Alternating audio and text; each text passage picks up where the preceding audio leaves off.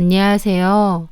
저는 아들 하나, 딸 하나를 모두 결혼시킨 60대의 여자입니다.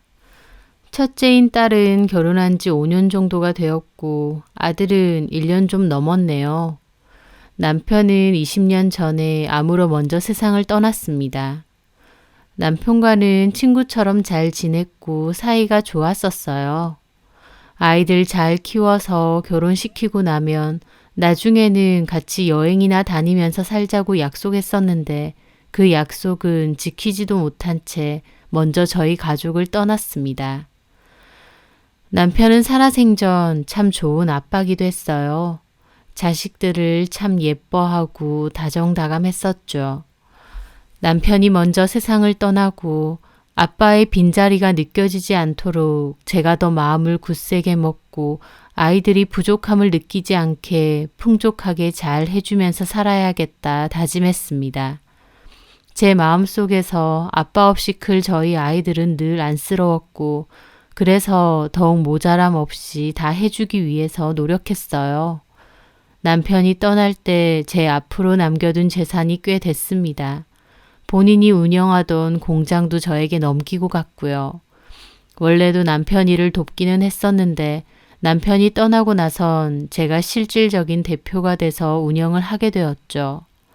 돈이 넘치게 많아야 우리 아이들이 아빠가 없어도 기죽지 않게 산다는 마음이 컸던 것 같아요. 저는 열심히 일하고 또 남편이 주고 간 재산도 이래저래 잘 굴려서 훨씬 많은 재산으로 불릴 수가 있었습니다. 첫째 딸은 그래도 첫째다 보니 의젓하고 저를 많이 챙겨줘요. 지금은 저희 공장에서 일을 함께 하는데 집도 가깝다 보니 매일같이 보는 사이죠. 야무지고 똑부러지는 첫째 딸과 달리 둘째 아들은 좀 우유부단한 성격입니다.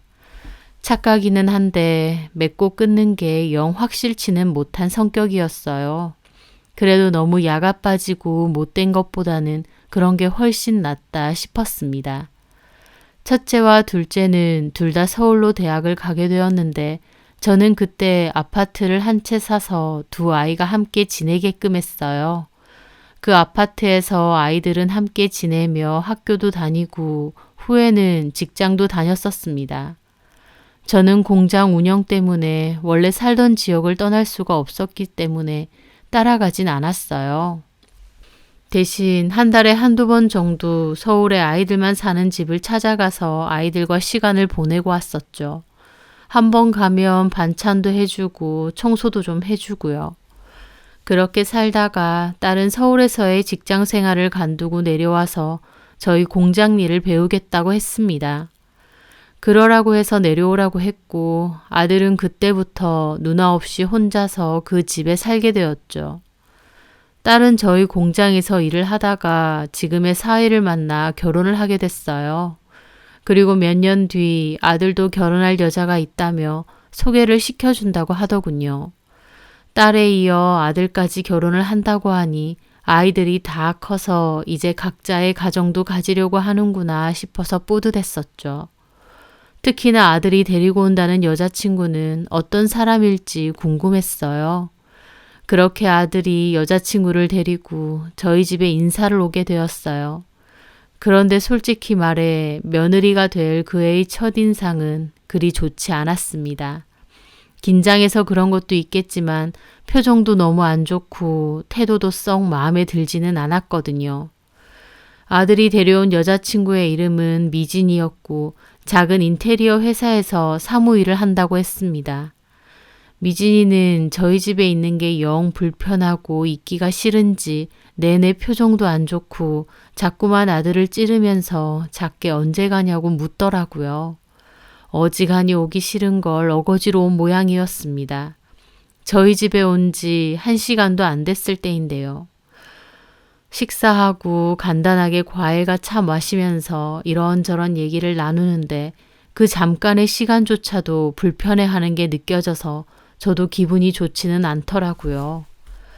처음 보는 거다 보니 어색하고 불편할 수도 있다 싶으면서도 당연히 제 마음에 미진이가 그렇게 마음에 들지는 않았습니다. 조금 싹싹하고 부침성 있는 성격의 여자였으면 하고 바랬거든요. 하지만 한편으론 제 마음에 쏙 드는 며느리를 얻고 싶다는 것도 제 욕심일 뿐이니까 둘만 서로 좋고 잘 산다면 나도 좋은 마음으로 받아들이자 생각했어요. 그렇게 미진이네와 상견례도 진행했는데 미진이네 집에서는 결혼을 빨리 시키고 싶어 하셨어요. 결혼하는데 아무 문제가 없었습니다. 이미 아들이 살고 있는 서울집을 신혼집으로 쓸 생각이다 보니 집 구할 걱정도 없었고 오랫동안 살았다 보니 세간 살림도 다 마련돼 있어서 따로 혼수라고 준비할 것도 없었죠. 솔직한 말로 집도 있고 혼수도 할 필요 없는 데다 제가 따로 예단 같은 것도 필요 없다고 했으니 미지인의 쪽에서는 고마워해야 될 상황 아닌가요? 그런데 미지희가 아들네 집에 원래 있는 가전제품이나 가구 보고도 저희 딸에게 그러더군요. 형님, 근데 영준 씨 집에 가구하고 가전제품이요. 조금 오래되긴 해도 작동 잘 되니까 바꾸긴 그래서 그냥 쓸 거긴 한데요. 형님도 보면 취향이 세련되시진 않은 것 같아요. 왜? 냉장고도 꼭 끓여져 있고 그런 거 나이 드신 아줌마들이나 쓰는 거잖아요. 무슨 그런 걸 하셨어요. 소파 색깔도 그래요. 우중충한 남색. 저는 베이지가 좋은데. 그 말을 듣는 딸이나 저나 좀 황당했습니다. 그래서 저희 딸이 그랬죠. 그럼 올케가 바꿔. 냉장고하고 소파는. 멀쩡해서 바꾸기도 그래요. 그냥 좀 더 쓰다가요. 원래 있던 건 중고로 팔면 되잖아. 그렇게 촌스럽고 마음에 안 들면 바꾸면 되지. 됐어요. 중고로 파는 것도 일이죠 뭐. 그냥 볼 때마다 그런 생각이 들어서 한 말이에요. 참 어이가 없더라고요. 고맙다는 말보다는 불평불만이 많았어요. 집도 신축 아파트로 가고 싶다느니 어쩌느니 하면서요. 지금 사는 집 시세만 해도 얼만데요. 그런 모습도 마음에는 안 들었습니다. 가진 걸 고마워할 줄 모르고 불평불만이 많구나. 게다가 아무리 그래도 시댁 식구고 형님인데 저렇게 눈치 없이 하고 싶은 말 다 하나 싶기도 했고요. 마음에는 안 들었지만 그래도 그런 걸 미진이에게 티를 내거나 한 적은 없습니다. 최대한 저도 참은 거죠. 왜냐면 저는 아무리 사랑하는 자식이라고 할지언정 결혼하고 각자 가정 꾸리면 그 이상의 간섭은 하지 말자는 주의거든요. 아들이 좋아하고 서로 사이가 좋으면 됐지 싶었어요. 그래서 마음에 안 드는 부분이 많아도 좋게 받아들이자 했었죠. 그런데 그맘때 저에게 작은 문제가 하나 생겼습니다. 평소에도 이명이 너무 심했던 저는 병원을 여러 군데 다녀도 이명을 못 잡았거든요. 그러다가 한 분의 소개로 유명한 이비인후과에 가게 되었는데 그분이 저에게 대학병원을 한번 가보시라고 하는 겁니다. 이명이 문제가 아니라 뇌 쪽으로 문제가 있을 가능성이 있다고 하시면서요. 가슴이 덜컥 내려앉더라고요. 저희 집안이 뇌 쪽으로 가족력이 있기도 했고요. 그렇게 서울에 있는 대학병원 진료를 받게 되었고 머리에 작은 종양이 있다는 것을 알게 되었습니다. 남편이 암으로 세상을 떠나고 나는 뇌종양이라니 참 암담하고 슬프기도 했는데 다행히 머리를 열거나 하는 등의 큰 수술 말고도 작은 구멍만 내서 비교적 가볍게 진행할 수 있는 수술이 있다고 알려주셨어요. 저는 가장 빠른 날짜로 수술 날짜를 잡게 되었고 아들 결혼시키고 한 달 뒤 정도에 수술을 받게 되었습니다. 다행히 수술은 잘 됐다고 하시는데 종양이 오랜 시간 걸쳐서 서서히 없어지는 방식이라 2개월에 한 번씩은 와서 경과도 보고 진료를 봐야 된다고 하시더라고요. 그래서 저는 2달에 한 번꼴로 서울에 있는 병원을 가야 했습니다. 제가 사는 지역에서 서울은 3시간이 넘게 걸립니다. 게다가 대학병원 진료라는 게 받아보신 분은 아시겠지만 예약을 잡았다 한들 병원에서 2-3시간 기다리는 건 일도 아니거든요. 게다가 예약 시간대도 많지 않아서 되는 대로 잡아야 했는데 오전에 가야 될 때도 많았죠. 딸은 2달에 한 번인데 너무 이른 시간에 예약이 잡히면 버스 시간도 그렇고 체력적으로 너무 힘드니까 차라리 전날 올라가서 영준이네 집에서 자고 진료를 받고 가시는 게 어떻냐고 했습니다. 병원도 아들네 집에서 그리 멀지 않았거든요. 제가 그 얘기를 하자 저희 아들도 그렇게 하시라고 하더라고요. 그래서 저는 진료 예약을 잡게 되면 전날 버스를 타고 올라가서 그래서 저는 진료 예약을 잡게 되면 전날 버스를 타고 올라가서 아들네 집에서 하룻밤 자고 다음날 병원에 갔다가 오후에 터미널로 가서 집으로 오게 되었어요. 2달에 한 번인데다 거의 잠만 자고 가는 거긴 했지만 저도 당연히 며느리가 불편해할 수도 있다는 생각을 했습니다. 그래서 일부러 늦게 가기도 했고 또 갈 때는 항상 반찬이나 선물도 사들고 갔었죠. 게다가 집에서 나가기 전에는 집안 정리도 싹 해주고 갔습니다. 아들이나 며느리나 둘 다 일을 하는 데다 그리 깔끔한 성격들은 아니다 보니 집은 좀 지저분하고 어수선했어요. 특히 주방 싱크대 이런 데는 기름때도 많고 배수구도 엉망이었죠.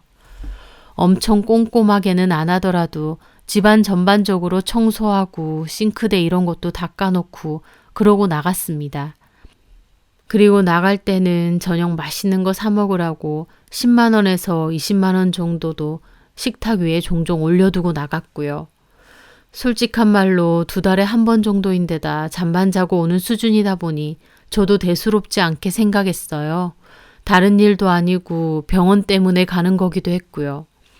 그런데 그렇게 1년 반 가까이 다녔을 때쯤 며느리가 저에게 그러는 겁니다. 이제 그만 오시라고. 그냥 근처 호텔 잡아서 주무시는 게 좋을 것 같다고요. 병원 가려고 준비하고 있는데 저한테 불쑥 와서 티커운 얼굴로 저 소리를 하는 겁니다. 듣는데 참 벙찌더군요. 그게 무슨 소리냐? 솔직히 여태까지 참고 참았는데요. 이건 좀 아닌 것 같아요, 어머님. 어머님 이렇게 오시는 거 저 많이 불편하거든요. 그것도 2달에 한 번씩이나. 어머님은 그냥 오시는 거겠지만 저는 어머님 오시기로 하면 한 일주일 전부터는 스트레스 받아요. 저는 너무 황당했습니다. 내가 오는 게 뭐가 그렇게 스트레스 받나 싶었죠. 내가 오는 게 뭐가 그렇게 스트레스니? 안 그렇겠어요? 부담스럽잖아요. 나는 좀 이해가 안 된다. 내가 여기서 오래 지내다 가는 것도 아니고 거의 잠만 자고 가지 않니? 가끔 저녁 먹을 때도 있긴 했지만 그럴 때도 나가서 그냥 먹고 들어왔었고 돈도 내가 다 냈고 내가 온다고 해서 네가 특별히 뭔가를 더 하는 것도 아닌데 뭐가 그렇게 부담스럽단 말이야? 어머님 오시는 것 자체가 부담스럽잖아요. 솔직히 제가 그날 약속이 있다고 쳐도 어머님 오신다고 하면 취소해야 되고. 취소를 왜 해? 네가 나 데리러 온 적 있어? 여태까지 영준이가 데리러 오던가 아니면 나 혼자 택시 타고 왔는데. 어머님 이렇게 2달에 한 번씩 꼬박꼬박 오시는 거 제 주변에서 듣고는 다 경악해요. 너무 몰상식한 상황이라면서. 저보고 얼마나 불편하겠냐고 그래요. 솔직히 결혼해서 따로 살고 있는 아들 집에 이렇게 자주 오시는 것 자체가 몰상식한 거죠. 저를 조금 더 배려 안 하시는 거고요. 어머님이 저를 생각해 주셨더라면 알아서 먼저 호텔 같은 데로 가셔야 되는 거 아닌가요? 주변에 숙박시설도 얼마든지 많은데 굳이 왜 아들 집에 와서 주무셔야 되냐고요. 어머님 말 맞다나 잠만 자는 것뿐이면 굳이 여기 아니어도 많잖아요. 며느리는 진심으로 제가 이렇게 찾아오는 게 큰 민폐라고 생각하는 것 같았습니다. 질색하면서 저에게 따지더군요. 그 말을 듣는데 황당하면서도 말할 수 없이 괘씸하기도 한 겁니다. 그래서 앞으로는 이 집으로 오지 말고 호텔 같은 데 잡아서 그리로 가라? 네. 이렇게 말하는 거 너만의 생각이니 아니면 영준이도 같은 생각이니? 제가 불편해하는 거 영준 씨도 알아요. 미안하다고 했고요. 미안하다고 했다고? 내가 이렇게 오는 게? 당연히 저한테 미안할 일이죠. 솔직한 말로요, 어머님. 어머님 그렇게 한번 오시고 가면 저랑 영준 씨 사이도 안 좋아져요. 며느리의 태도에 저는 화가 나더군요. 서울에 이 비싼 아파트를 해준 거나 다름없는데 2달에 한 번 그것도 병원 때문에 잠깐 있다 갔기로서니 이런 취급을 받아야 되나 싶어 울컥하더라고요. 게다가 아무리 성격이 대먹지 못했다지만 그래도 시어머니고 또 시어머니기 전에 어른인데 할 말 못할 말 구별도 못하고 따박따박 따지고 드는 꼴이 기가 막혔습니다.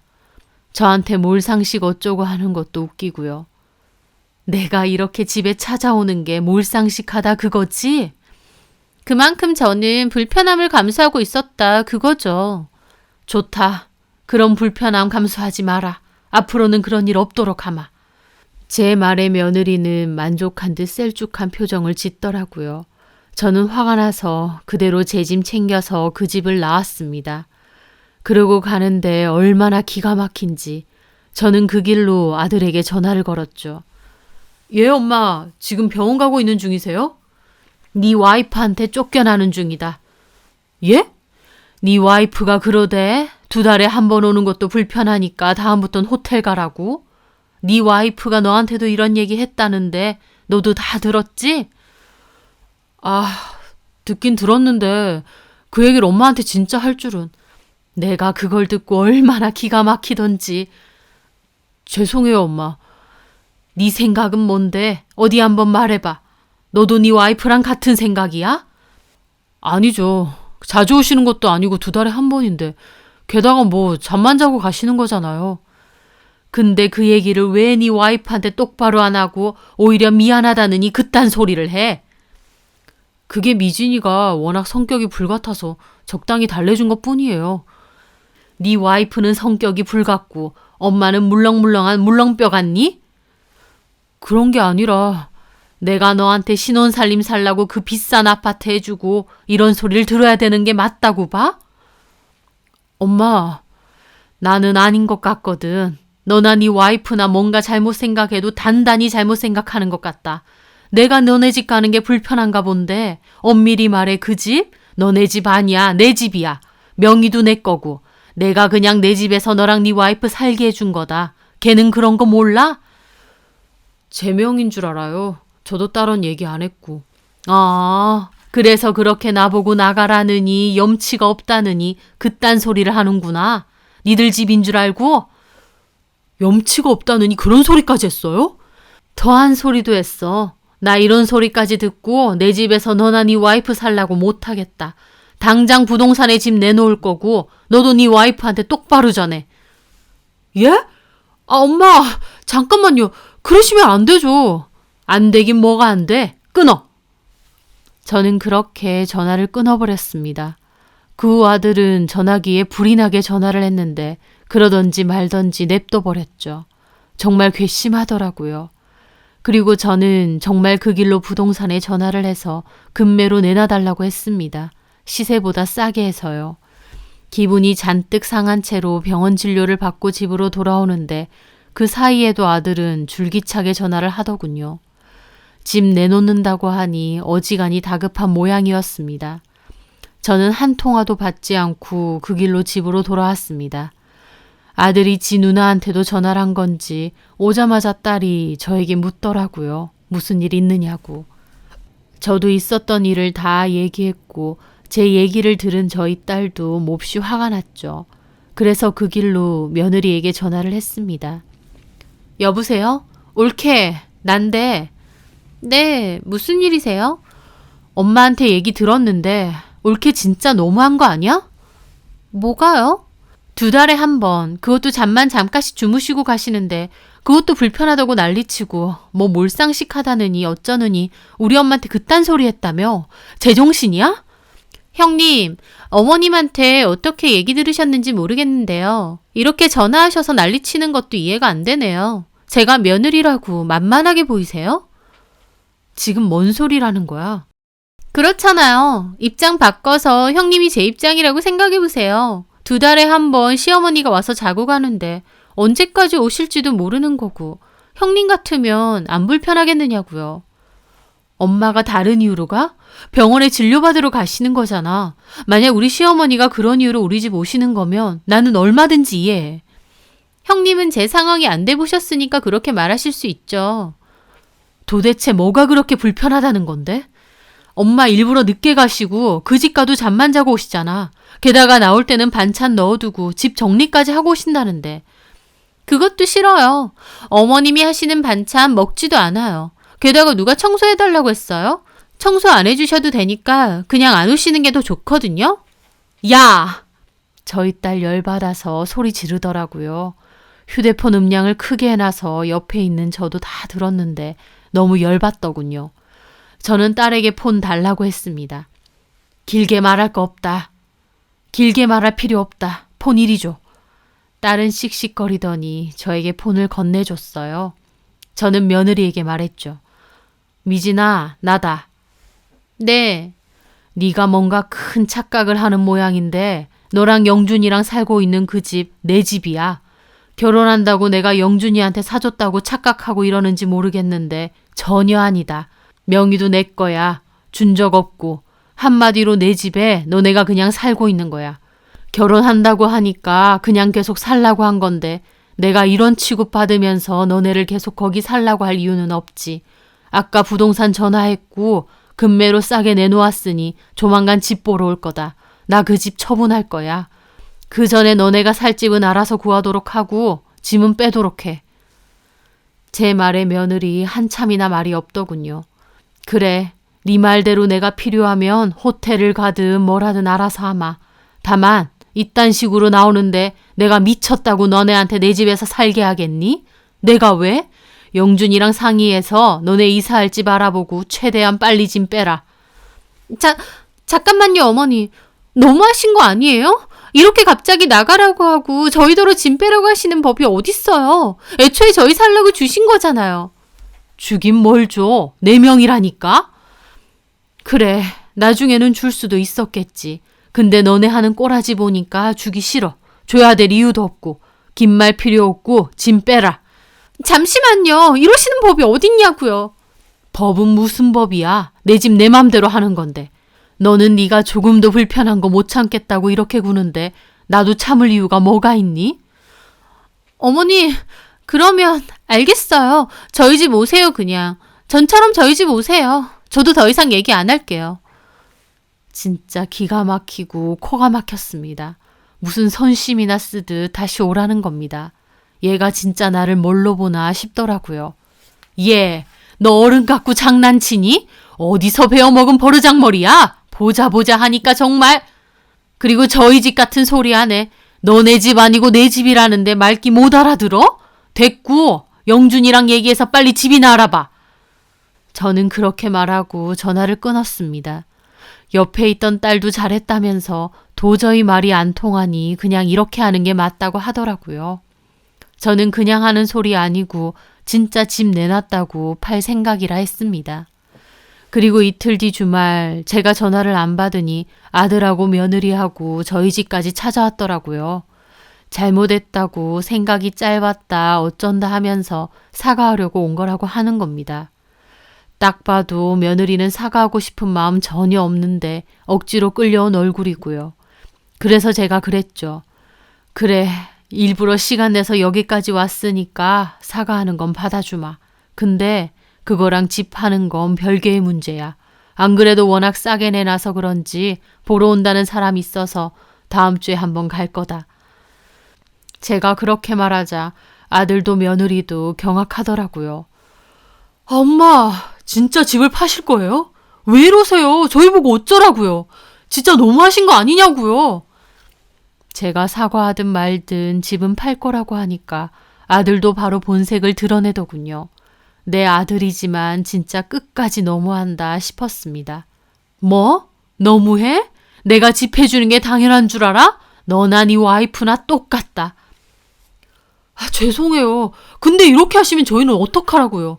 아들 내외 이렇게 쫓아내셔야 속이 편하세요?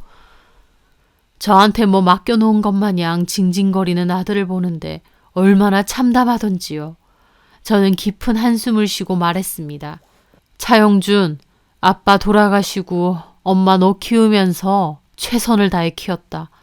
부족함 없고 아쉬운 거 없이 키우려고 내 딴에는 노력하면서 너네 키운 거야. 근데 같이 산 지 2년도 안 된 마누라 마음 다치는 건 싫고 여태까지 너 길러준 엄마 마음 다치는 건 아무것도 아니야? 네 눈에는 그저 내가 돈으로밖에 안 보이나 보다. 내가 너를 잘못 키워도 한참 잘못 키웠나 보네. 나 너한테 줄 거 없다. 주고 싶지도 않고 줘야 될 이유도 없어. 여태까지 이렇게 너 키워줬으면 내 할 일 다 한 거야. 너무하니 어쩌느니 하기 전에 네 스스로를 돌아봐. 그리고 미진이 너 시댁에서 해주는 혜택은 받고 싶고 너는 조금의 불편함도 감수하기 싫은 모양인데 그렇게 불편하고 안 입고 온 시댁이고 시어머니면 앞으로 안 봐도 된다. 나도 너 맨날 죽상으로 있는 얼굴 보기 싫어. 네가 너무 예쁘고 귀한 며느리라서 너한테 잘하려고 한 줄 아니? 그저 내 아들하고 결혼하고 같이 산다고 했으니까 좋은 마음으로 본 거다. 근데 나도 이제 너 같은 며느리 안 보고 살고 싶다. 네가 불편한 만큼 나도 불편해. 좋아. 이제 서로 없는 셈 치고 살자. 네가 원하는 것도 그런 거 아니니? 나는 며느리가 없고 너는 시어머니가 없는 셈으로 하자. 그러면 앞으로 서로 불편할 것도 없고 얼마나 좋아. 그렇지? 그러니까 둘 다 이제 내 집에서 나가. 그리고 최대한 빨리 짐은 다 빼. 참, 집에 있는 가구니 가전 마음에 안 들고 어쩌고 했었지? 그것도 다 두고 가라. 너네가 들고 온 것들만 딱 들고 나가. 알았어? 저는 그렇게 말하고 자리에서 일어났습니다. 아들은 잘못했다며 저를 붙잡고 미진이에게도 빨리 사과하라고 난리치더군요. 미진이는 멋씹은 얼굴로 죄송하다고 생각이 짧았느니 어쩌느니 하지만 둘 다 어거지로 등 떠밀려서 사과하는 걸 모르나요? 보기도 싫어서 그만 가라고 한마디 하고 자리를 떠났습니다. 그 후에 어떻게 되었느냐고요? 제가 절대 태도를 바꾸지 않자 아들도 결국 집 옮길 시간을 좀 달라고 하더군요. 1달 줬습니다. 그 안에 집 빼서 나가라고요. 딸애가 중간중간 저에게 얘기를 전해주었는데요. 그 일로 아들하고 며느리도 많이 싸운 모양이더라고요. 아들 내외 싸웠다니 저도 마음이 마냥 좋지는 않았지만 그렇다고 제 계획을 철회할 생각은 조금도 없었어요. 결국 아들은 급하게 아파트 월세를 얻었는데 원래 살던 집보다는 훨씬 적은 평수로 구했다더군요. 게다가 월세다 보니 매달 나가는 돈도 만만치 않고요. 또 살림살이도 새로 마련해야 돼서 돈도 엄청 나간 모양이었습니다. 그냥 엄마 오시게 하면 되는데 왜 일을 이렇게 만드냐고 아들과 며느리는 많이 싸웠다 그러더라고요. 그 모습을 보고 딸애는 자기들 꾀에 자기가 넘어간 거라고 하더군요. 2달에 이틀, 그것도 겨우 잠만 자고 가는 건데 그것도 불편하다고 호텔 가서 자라느니 어쩌느니 하다가 결국 매달 그 비싼 월세까지 주고 이사 가서 살게 되었으니까요. 아들은 그 뒤로 안부 연락은 한 번씩 하지만 며느리는 연락 한 번 없더라고요. 끝까지 괘씸해서 저도 이대로 밀고 나가려 합니다. 집은 금매로 이미 처분을 했고요. 부모가 뭔가를 해주는 게 당연한 게 아닌데 그게 본인들의 권리인 양 행세하던 아들 그리고 며느리. 저도 아들에게 뭐든지 다 해주고 싶고 최대한 잘 해주려고만 했는데 꼭 그렇게 하는 게 옳은 것만도 아니라는 걸 알게 되었습니다. 여태까지 나름 최선을 다해 키워주었으니 앞으로는 부모에게 손 벌릴 생각 말고 알아서 살았으면 합니다. 제 사연 들어주셔서 감사합니다.